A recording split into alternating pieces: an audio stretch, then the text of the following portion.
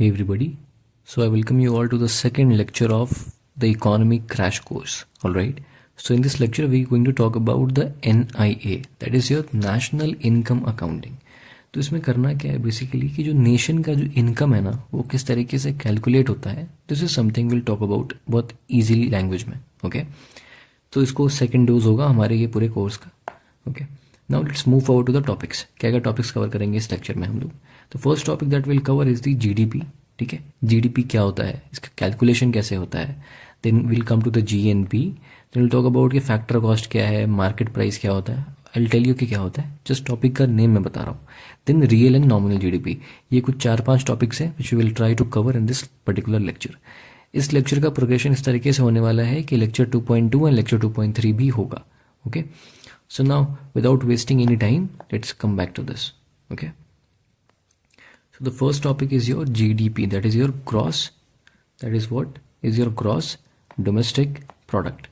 ठीक है, ग्रॉस का मतलब होता है टोटल, डोमेस्टिक का मतलब कि घर के अंदर, मतलब कि इंडिया के बाउंड्री के अंदर, प्रोडक्ट का मतलब है कि प्रोड्यूस. जो हमने लास्ट लेक्चर में ये देखा था कि जो चारों फैक्टर और प्रोडक्शन मिलके जो चीज़ें प्रोड्यूस कर रहे थे, that is what is your total production, gross production. Gross का मतलब भी टोटल होता है ना, that is a total production. अब वो चीज़ अगर इंडिया के बाउंड्री के अंदर होती है, इंडिया के बाउंड्री के अंदर जो भी प्रोडक्शन हो रहा है, जो भी गुड्स बन रहा है या जो भी सर्विस बन रही है, ठीक है, और ये फाइनल हो रहा है, हम फाइनल की ही बात करेंगे. ठीक है, हम ऐसा नहीं कि बीच में बन ही रहा है उसकी बात करेंगे. No, the final goods and service which are produce in the country, within the country, ठीक है, is called as the GDP. ठीक है, अब इसमें कुछ चीज़ें ध्यान रखना. पहली चीज़ कि ये डोमेस्टिक होता है, मतलब कि विद इन इंडिया ओनली. पहली चीज़, एक मिनट, जस्ट सेकंड, या so it is with in India only. Okay, India के बाहर हम नहीं जा सकते, इंडिया के अंदर बाहर हम नहीं जा सकते. ओके, पहली चीज़.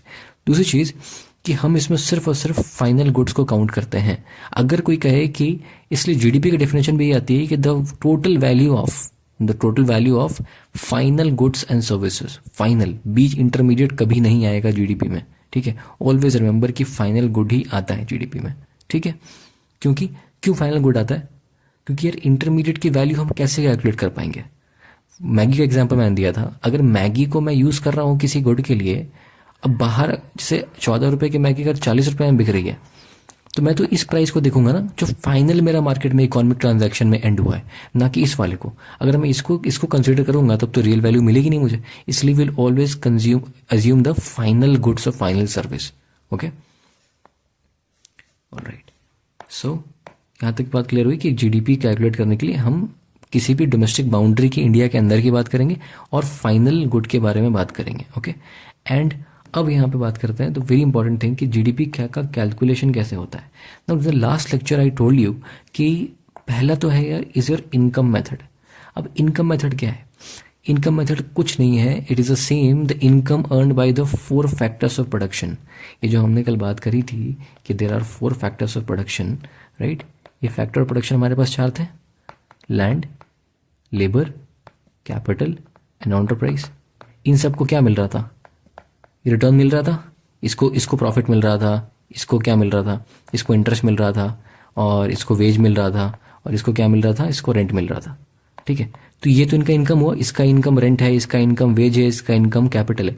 तो मैं अगर हर एक इंडिविजुअल की इनकम कैलकुलेट कर दूं तो मेरे को पता लग जाएगा क्या प्रोडक्शन हुआ था, क्योंकि जितना प्रोडक्शन हुआ है उतना ही तो मैं उसको सैलरी या फिर रिटर्न पे करूंगा. ठीक है, अगर मेरी कंपनी में कुछ सेल होता है तो मैं उसके अकॉर्डिंग ही, जैसे मान लो मैं एक एग्जांपल से आपको समझाता हूँ. ठीक है, ऐसा थोड़ा कंफ्यूजिंग हो जाएगा. Let me explain it to you in the simplest layman term possible. Okay, so यहाँ देखो, ऐसे समझो, जैसे लेट्स से फॉर एग्जांपल कि मेरी छोटी सी मेरी कोई कंपनी है. ठीक है, अब मैंने उस कंपनी के लिए लैंड लिया है. ठीक है, उस लैंड का मुझे इसको रेंट देना है. ठीक है, मान लो मैं 10,000 रुपये रेंट देता हूँ. ठीक है, हर महीने. ठीक है, ऑल राइट. मान लो कि मैंने एक लेबर रखा हुआ है. ठीक है, एक लेबर रखा हुआ है, इस लेबर को मैं कुछ वेज देता हूँ. लेट्स से फॉर एग्जांपल मैं इसको 5,000 रुपये पर मंथ वेज देता हूँ. ठीक है, ओके, बहुत बढ़िया, ये वेज मैंने दिया. नाउ अब मैंने ना बैंक से कुछ कैपिटल ले रखा है, इस कैपिटल पे मेरे हर मंथ अगेन 5,000 रुपये का इंटरेस्ट जाता है. Okay, now I am the entrepreneur, तो मैं क्या लूँगा, जो भी होगा प्रॉफिट लूँगा. ठीक है, प्रॉफिट लूँगा. अब मान लो कि टोटल खर्चा कितना किया मैंने, ये 10,000, 5,000, 5,000, और ये बचा होगा, ये इतना मैं देखता हूँ कितना करूँगा। बट अभी तक 10 + 5 + 5 20,000 हो गया, ठीक है। अब लेट से फॉर एग्जांपल ये करने के बाद मैंने जो टोटल गुड्स एंड सर्विस जो बेचा है वो मैंने बेचा आपके लेट से फॉर एग्जांपल मैंने 40,000 रुपये का बेचा, ठीक है। तो 40,000 रुपये मैंने फाइनली बेचा है। अब 40,000 में जो बेचा है उसमें से मेरा खर्च कितने का हुआ, 10,000 मैंने रेंट में दे दिया, 5,000 मैंने लेबर को वेज दे दिया, 5,000 मैंने इंटरेस्ट दे दिया, मतलब मेरा 20,000 रुपये खर्च हो गया। बचा कितना, बचा 20,000 रुपीज़, ठीक है। तो ये 20,000 क्या है, ये मेरा प्रॉफिट तो बचा। अब अगर मैं इस 20,000 प्लस इस 20,000 को अगर जोड़ दूँ तो 40,000 नहीं आ गया। तो 40,000 मेरे फाइनल गुड्स का या सर्विस का वैल्यू था। एंड उसी चीज़ को अगर मैं यहाँ कैलकुलेट करता हूँ कि क्या मैंने इनकम इन चारों को दिया है, तो मैं ये 20,000 रुपये जो है ये मैं खुद ले रहा हूँ, बट मैं भी तो फैक्टर ऑफ प्रोडक्शन का पार्ट हूँ। I am also as an entrepreneur is a part of the input, एक फैक्टर ऑफ प्रोडक्शन का मैं खुद पार्ट हूँ। आप इस चीज़ को समझ रहे हो कि कान इस तरीके से पकड़ो या उस तरीके से पकड़ो, ठीक है, घुमा के पकड़ो चाहे सीधा पकड़ो, बात एक ही है कि ये मेरा फाइनल वैल्यू था। और मैं अगर सबको उतना उतना पे कर दूं, सबकी इनकम को कैलकुलेट कर दूं, तो भी मेरा जीडीपी कैलकुलेट हो जाएगा। सो this is your first method कि इनकम मेथड से हम कैलकुलेट करते हैं कि जीडीपी की क्या वैल्यू है। But this is not an accurate measure. क्यों? क्योंकि लोग अपनी इनकम को डिस्क्लोज नहीं करते। It's a very complex method. इसीलिए इंडिया में जो जीडीपी कैलकुलेट होती है उसमें इनकम मेथड यूज नहीं होता है। सो अगर क्वेश्चन एग्जाम में यहाँ से एमसीक्यू बनता है कि कौन सा मेथड यूज होता है, सो इनकम मेथड यूज तो नहीं होता है। पहली चीज तो काट दोगे आप इनकम वाले को कि इनकम तो यूज नहीं होता है। Okay, let me remove this, एक सेकेंड। ओके, ठीक है, तो इनकम मेथड तो यूज नहीं होता है। ओके, तो क्या होता है फिर? दूसरा है एक्सपेंडिचर मेथड। अब मान लो कि ये जो मैंने 40K का जो मान लिया गुड मैंने सर्विस बनाया था, अब मैं इसको क्या करूँगा, मैं बेचने जाऊँगा। अब बेचने जाऊँगा तो खरीदेगा कौन? हमने लास्ट लेक्चर में बात किया था कि या तो हाउस होल्ड सेक्टर खरीदता है, या फिर गवर्नमेंट खरीदती है, या फिर प्राइवेट सेक्टर खरीदता है, या फिर हम उसको एक्सपोर्ट कर देते हैं। तो यही लोग तो खरीदेंगे। अब मान लो मैंने 40,000 का बनाया है, तो कुछ मान लो 10,000 का इसने ले लिया, 20,000 का इसने ले लिया, 10,000 का इसने ले लिया, सॉरी 5,000 का इसने ले लिया, और 5,000 का मैंने एक्सपोर्ट कर दिया। तो इन्होंने जितना खरीदा है मैं इसको अगर जोड़ दूँ तो 10,000, 10, 20,000, 5, 30, सॉरी ये कितना था, ये 20 है ना, हाँ 20 है, सॉरी 10 है, हाँ 20 है ये। 20 + 10 कितना हो गया? 30, 35 एंड 40। तो 40 तो यहाँ पर भी हो गया। तो जितना बना उतना ही तो खरीदेंगे। अगेन वही बात है कि एक side this was the flow coming up कि फैक्टर ऑफ प्रोडक्शन, ठीक है, ये मेरा प्रोडक्शन हुआ और यहाँ से मैंने इसको सेल कर दिया। और ये खरीद किसने लिया? ये सेक्टर ऑफ इकोनॉमी ने खरीद लिया, ठीक है। तो इसने क्या किया? इसने बाय किया। और यहाँ पर क्या दिया हमने? यहाँ पे इनको इनकम दिया, रिटर्न दिया, ठीक है। तो मोटा मोटा तो वही बात घुमा फिरा करेंगे। फैक्टर ऑफ प्रोडक्शन करे तो फैक्टर ऑफ प्रोडक्शन के लिए वो इनकम है, और सेक्टर ऑफ इकोनॉमी के लिए वो उसका एक्सपेंडिचर है कि इसको वो चीज़ मिल रही है और इसको वो चीज़ खर्चा करना पड़ रहा है। ये दोनों की वैल्यू प्रोडक्शन के बराबर ही आ रही है। So this is a way to calculate it. तो expenditure method is also a good way to calculate it. But हम एक्सपेंडिचर को भी अपने जीडीपी में नहीं, इस मेथड से हम कैलकुलेट नहीं करते हैं जनरली। तो हमारी जो एनएसओ जो बॉडी है जो हर क्वार्टरली जीडीपी रिलीज करती है, वो किस मेथड से करती है? वो इस थर्ड मेथड से करती है, that is your value added method. इस मेथड से करती है। अब ये मेथड क्या है, ये आई विल एक्सप्लेन यू कि ये मेथड क्या होता है। Okay, late me explain you कि ये थर्ड मेथड क्या है। इसका मतलब होता है कि वैल्यू एडिशन। फॉर एग्जाम्पल ये एग्रीकल्चर सेक्टर है, ठीक है। एग्रीकल्चर के बाद लेट्स से एक मैन्युफैक्चरिंग सेक्टर आता है, फिर यहाँ पे आपका सर्विस सेक्टर आता है। मान लो कि मेरा यहाँ से कोई एक मैं बोलता हूँ कि कोई भी एक एग्जाम्पल ले लो कोई भी प्रोड्यूस का। लेट्स से मेरा यहाँ से मस्टर्ड ऑयल, मस्टर्ड यहाँ से आया, ठीक है, मस्टर्ड निकला है। अब किसी मैन्युफैक्चरिंग यूनिट ने इस मस्टर्ड से मस्टर्ड ऑयल बना दिया, कोल्ड प्रेस मस्टर्ड ऑयल बना दिया, ठीक है, मस्टर्ड ऑयल बना दिया। एक मिनट, यहाँ से इसने मस्टर्ड ऑयल बना दिया। और किसी सर्विस सेक्टर, किसी कंपनी ने उसको ब्रांड करके, रीब्रांड करके, पैकेजिंग करके उसने उसको सेल कर दिया, मान लीजिए D2C में सेल कर दिया, राइट।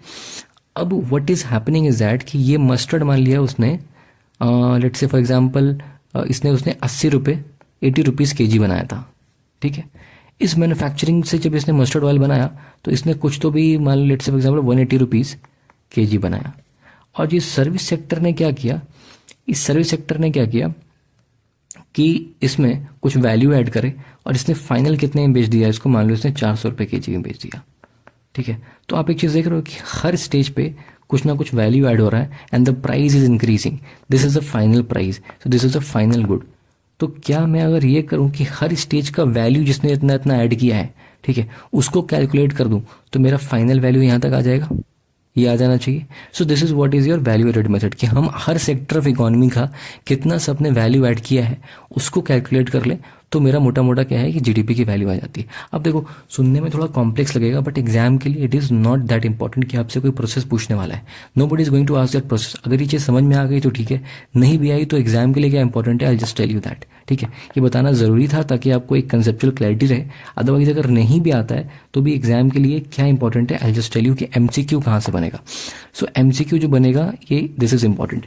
एक एमसीक्यू आपका यहाँ से बनेगा, पूछेंगे कि डोमेस्टिक, आपसे कंफ्यूज करके पूछ लेगा कि डोमेस्टिक इंडिया के अंदर होता है या इंडिया के बाहर भी चलेगा। नहीं, इंडिया के बाहर नहीं चलेगा, it has to be within the boundary of India. ठीक है, तो पहला एमसीक्यू आपका यहाँ से बन जाएगा।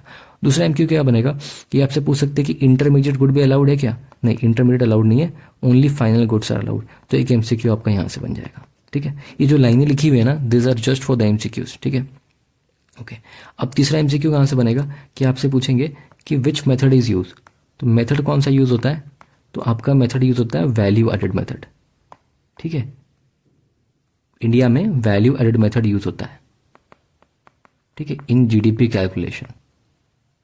ठीक है, तो ये वाला मेथड हम यूज करते हैं, इनकम भी नहीं करते, एक्सपेंडिचर भी नहीं करते। ठीक है, ये हो गया। तो एमसीक्यू आपके यहां से बन रहा है। अब कमिंग टू द कैलकुलेशन वाला पार्ट जो मैंने बताया था कि इंडिया में और एमसीक्यू कहां से बनेगा, ये आपसे पूछेंगे कि हु कैलकुलेट्स इट। पहला एमसीक्यू बनेगा आपका, ये पहले पूछेंगे आपसे कि हु कैलकुलेट्स इट। ठीक है, तो इसका आंसर क्या है कि एनएसओ कैलकुलेट्स इट। ठीक है, तो एनएसओ कैलकुलेट्स इट। दूसरा आपसे पूछते हैं कि ये क्या ईयरली होता है या फिर बाई ईयरली होता है, बाई एनुअली होता है, साल में 2 बार होता है या 2 साल में 1 बार होता है। नहीं, इट इज, तो ये कब होता है, तो ये होता है आपके क्वार्टरली। ठीक है, साल में आपके कितने बार हो जाएगा, 4 बार हो जाएगा। ओके, मेथड कौन सा यूज होता है, अगेन वही वाली बात जो हमने डिस्कस किया था, मेथड कौन सा यूज होता है, तो यहाँ पे वैल्यू एडेड मेथड यहाँ पे यूज होता है। ठीक है, तो एनएसओ करता है, क्वार्टरली करता है, और मेथड कौन सा यूज होता है, तो वैल्यू एडेड मेथड यूज होता है।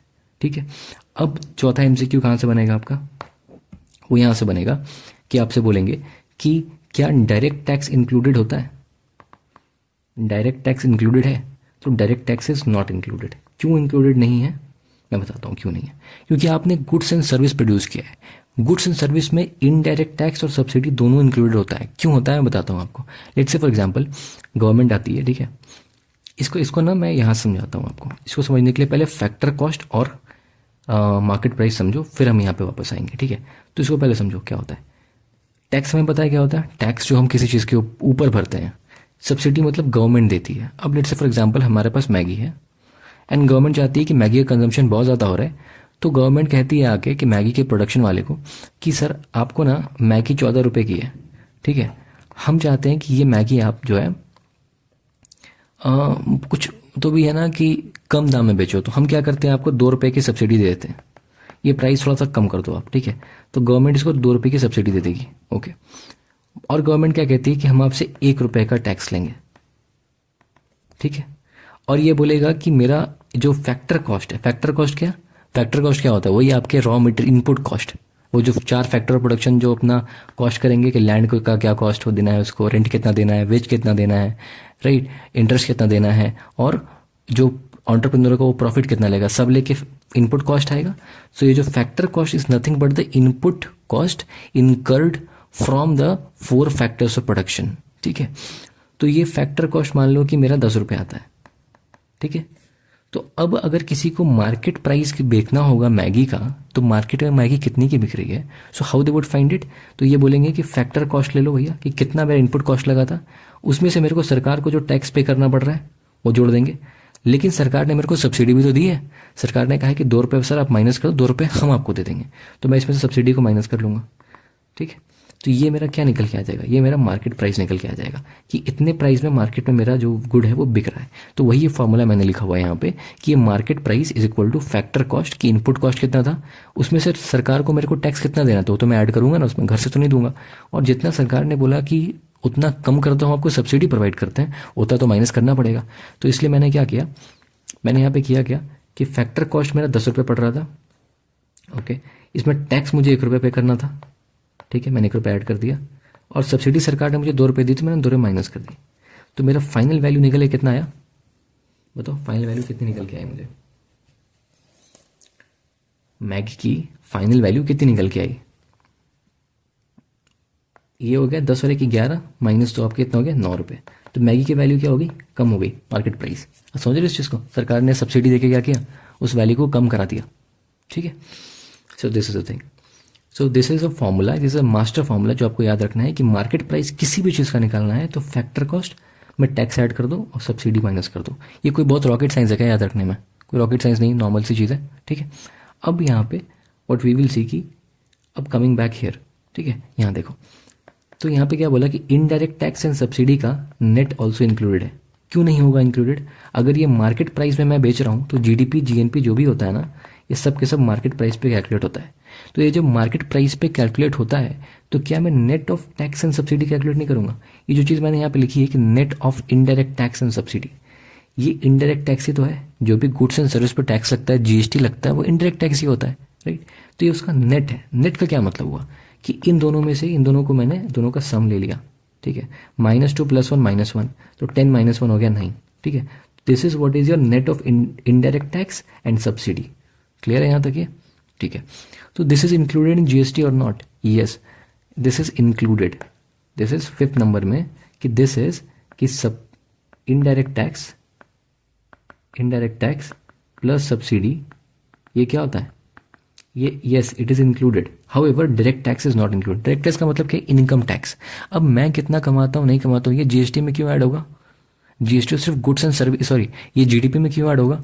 भाई जीडीपी में तो ग्रॉस डोमेस्टिक प्रोडक्ट है ना, प्रोडक्शन के बारे में हम बात कर रहे हैं, तो मेरी इनकम से क्या फर्क पड़ता है उसमें, ठीक है। तो ये चीज़ हो गई। मैं इनकम टैक्स कितना देता हूँ, वो टैक्स क्यों ऐड होगा? वो तो किसी गुड्स एंड सर्विस में ऐड नहीं हुआ, वो मेरे खुद के टैक्स में ऐड हुआ है। इसलिए एक एमसीक्यू यहाँ से याद रखना यहाँ पे कि डायरेक्ट टैक्स जो है वो इंक्लूडेड नहीं है, हाउएवर इनडायरेक्ट टैक्स और सब्सिडी दोनों इंक्लूडेड होता है, ठीक है। यहाँ तक ये हो गया। Now coming to the GNP. GNP का मतलब होता है कि ग्रॉस मतलब अगेन टोटल, इसका मतलब वो N for national and P for product. Again वही चीज़ है, जीडीपी जीएनपी में ज़्यादा कुछ फर्क नहीं, इतना सा बस फर्क है कि जो ये वहाँ डोमेस्टिक होता है या नेशनल होता है। डोमेस्टिक का मतलब कि उसमें स्ट्रिक्ट है कि इंडिया के अंदर की एक्टिविटी को ही काउंट करेंगे, जो प्रोडक्शन इंडिया के अंदर हो रहा है उसी को काउंट करेंगे। बट जीएनपी में क्या होता है कि इंडिया के बाहर भी काउंट कर लेंगे। कैसे करेंगे? दोनों में डिफरेंस क्या है?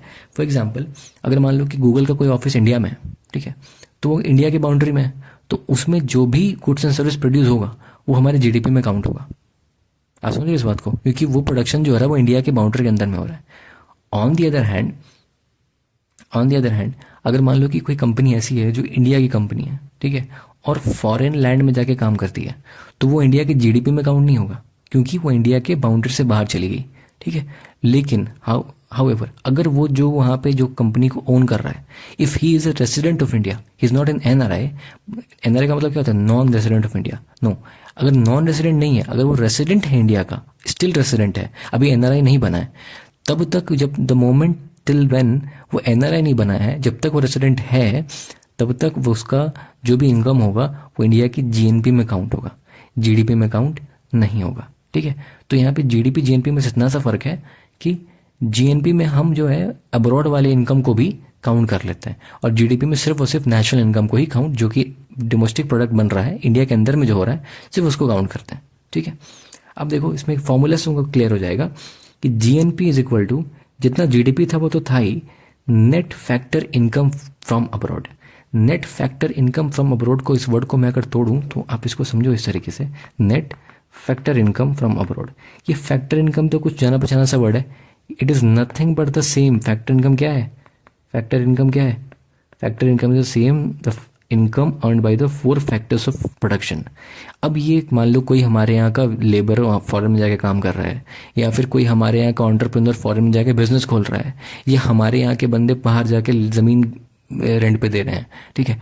तो ये जो 4 फैक्टर प्रोडक्शन कहीं पर भी काम करेगा फॉरेन में, इनका जो इनकम अर्न किया हुआ है, ये अगर हम इंडिया के जीडीपी में काउंट कर देंगे, जोड़ देंगे, तो हमारा जो नेट रिजल्ट आएगा उसको क्या बोलेंगे? जीएनपी।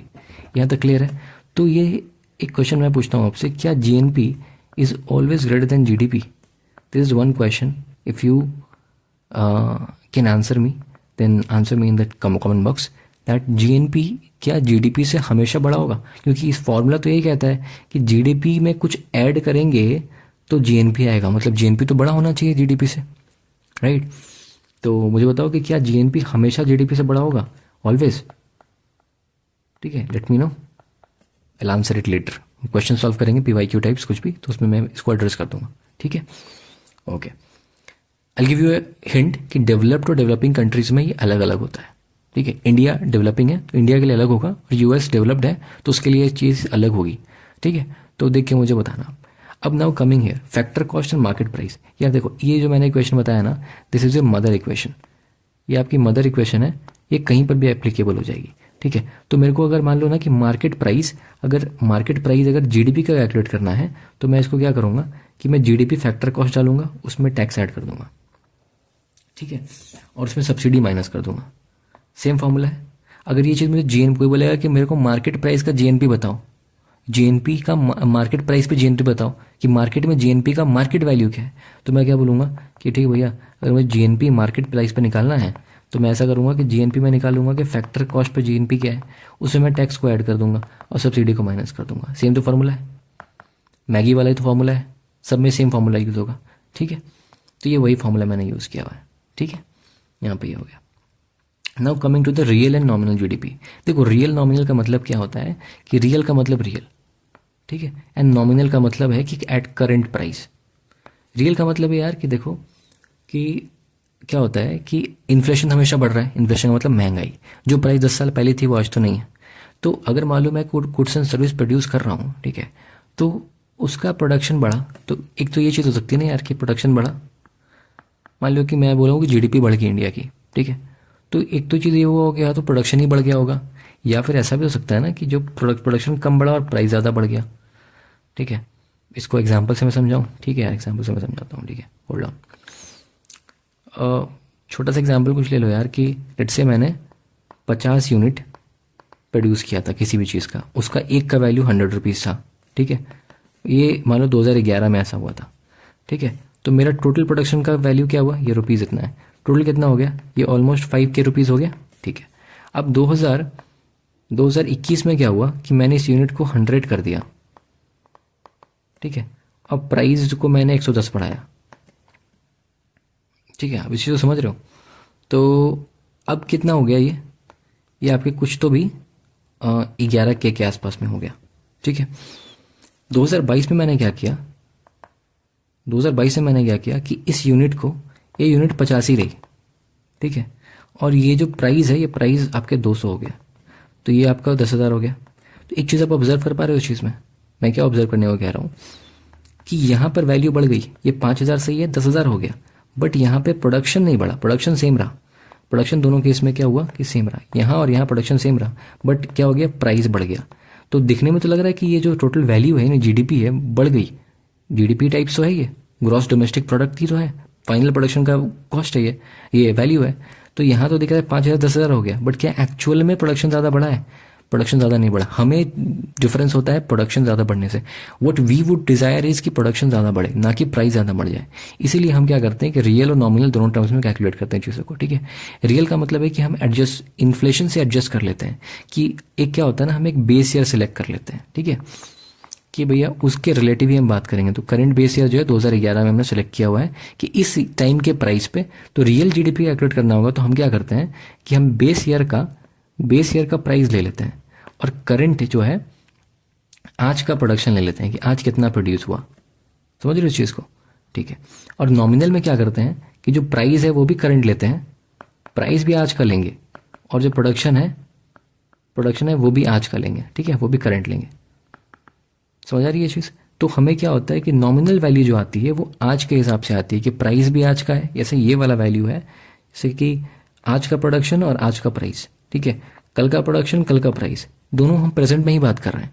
बट अगर मैं ऐसा करता कि 2011 वाला ही प्राइस निकालो, अगर मैं इसके लिए रियल वैल्यू निकालने की कोशिश करूँ तो क्या होगा, 2011 को मैंने बेस ईयर मान लिया, तो 2011 का प्राइस क्या है, 100 रुपीज़, ठीक है।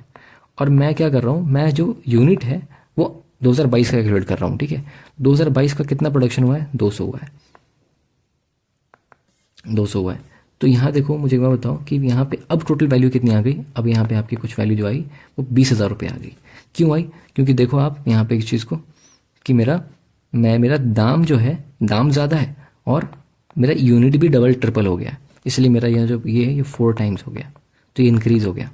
ठीक है, तो मोटा मोटा कहने का बात ये है कि रियल वाला इन्फ्लेशन को एडजस्ट करके करते हैं और नॉमिनल वाला करंट प्राइस पे होता है। ठीक है, अब एमसीक्यू एग्जाम के लिए क्या इंपॉर्टेंट है कि आपसे वो ये पूछेंगे कि जीडीपी की जो वैल्यू बजट में, हमारा जो बजट रिलीज होता है उसमें जीडीपी की जो वैल्यू होती है वो नॉमिनल होती है या फिर रियल वैल्यू होती है। जैसे बोलते हैं ना कि 3 पॉइंट समथिंग ट्रिलियन डॉलर से जीडीपी की वैल्यू है, तो जो वैल्यू बताते हैं ना वो नॉमिनल जीडीपी कैलकुलेट होता है।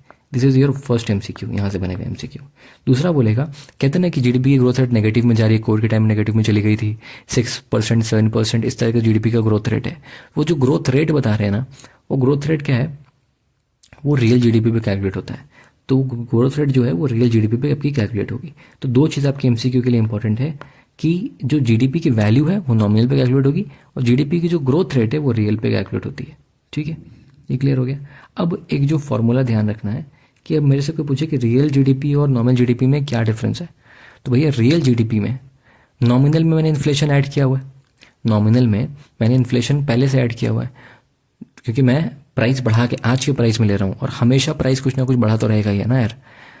इन्फ्लेशन तो कम हुआ नहीं है, कि जो आज 10 साल पहले प्राइस था उससे प्राइस आज ज़्यादा ही है, किसी भी चीज़ की प्राइस कम नहीं हुई है। ठीक है, तो इसका मतलब कि अगर मैं नॉमिनल में किसी तरीके से इन्फ्लेशन को माइनस कर दूँ तो क्या रियल प्राइस आ जाएगा, क्योंकि नॉमिनल रियल में तो यह डिफरेंस है ना, रियल का मतलब उसमें इन्फ्लेशन नहीं है, लेकिन नॉमिनल जो आज का वैल्यू है और आज का प्राइस है तो वो क्या हुआ, वो इन्फ्लेशन में, इन्फ्लेशन उसमें काउंट हो जा रहा है।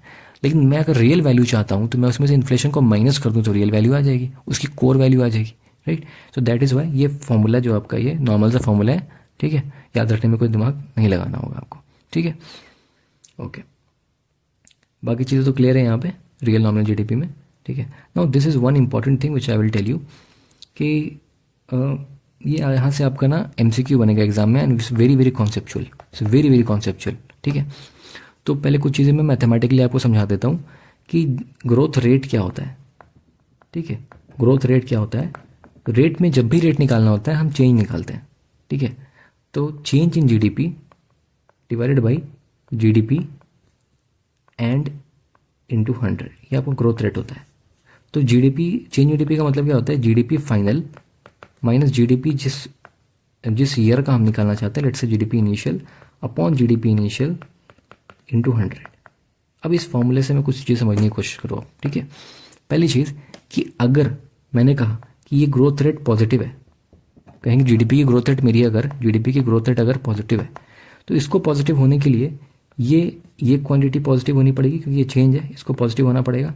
इसको अगर पॉजिटिव होना है तो मतलब कि फाइनल में से मेरे को इनिशियल माइनस करना है, मतलब ये वाला पार्ट मेरा क्या होना चाहिए, ये बड़ा होना चाहिए और ये छोटा होना चाहिए, तभी तो बड़े में से छोटे को घटाएंगे तो मेरा नेट टर्म पॉजिटिव आएगा।